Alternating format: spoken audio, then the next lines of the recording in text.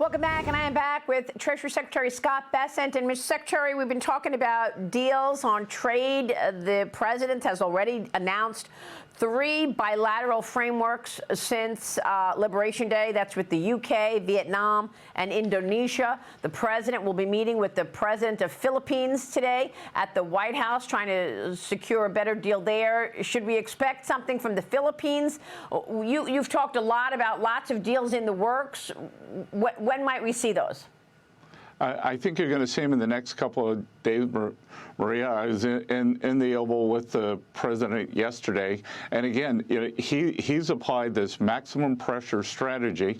He sent out this group of letters to our trading partners and said, congratulations, here's your rate, unless you want to come and negotiate. And again, no one creates leverage like President Trump. It brought our trading partners to the table in a very fulsome way. So we just got this Indonesian deal, which was incredible.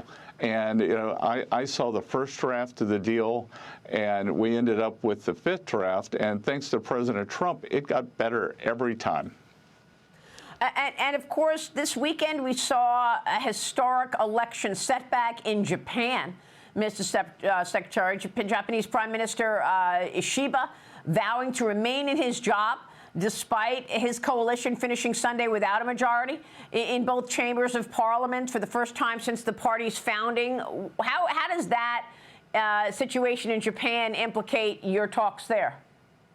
The talks are actually going very well. I think that's given them a bit of impetus to get things done over the next couple of months. I was in Japan this weekend representing the U.S. at the International Expo. For anyone who wants to go to Osaka, the U.S. pavilion is incredible there, and it's a great event. We used to call it the World's Fair, and I think now Japan, who has been negotiating they're tough negotiators there. Yeah. And they've really come to the table. I wouldn't be surprised if we aren't able to iron out something with Japan pretty quickly.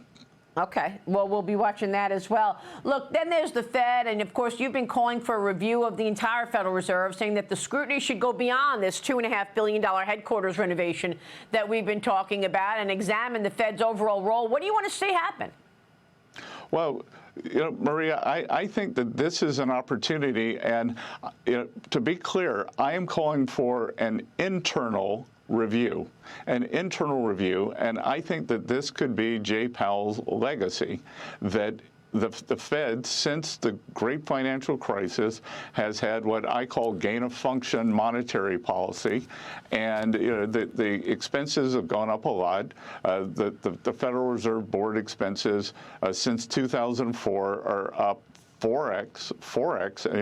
I can tell you, at Treasury, we've cut our expenses about 17% last year.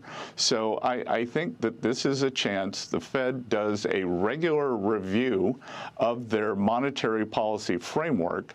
I think that this is a good opportunity for Chair Powell's legacy to do an internal review of all the Fed's operations away from the monetary policy function. Well, I mean, look, Bill, yep. Go ahead, I was going to say, the monetary policy, is. We should keep that off to the side. That should be, kind of like in a jewel box and protected. But everything else that the Fed has done over the years has just grown and grown and grown. And this is what happens when you don't have oversight. They aren't subject to appropriations.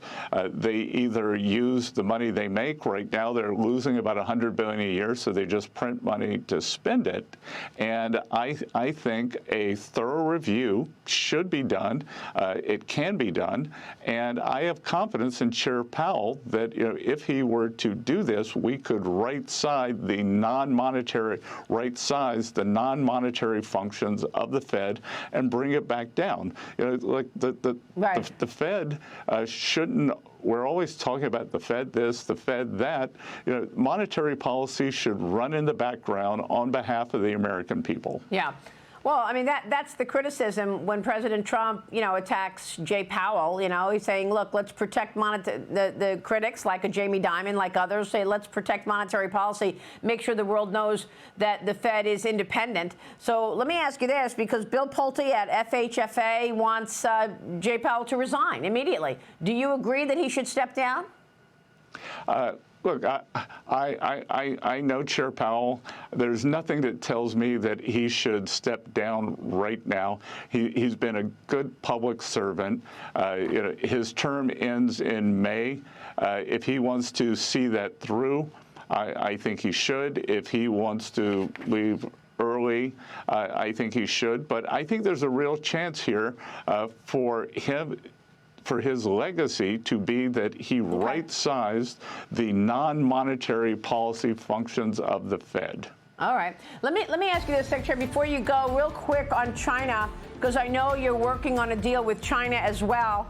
Are you going to be able to stop China from getting information through our military installations? I mean, this merger of European-U.S. satellite companies is raising fears of Chinese access to military communication, right? The proposed merger between European satellite service provider SES, which is a major Pentagon space contractor, and Virginia-based Intelsat, raising national security concerns again. So, Mr. Secretary, here you are trying to do a trade deal with China, and they continue to breach national security issues with their surveillance. Yeah, so this will come in front of CFIUS, and we will give it a very hard look. We have been very fulsome and very thorough in our reviews. If anything that's under review, I can't talk about.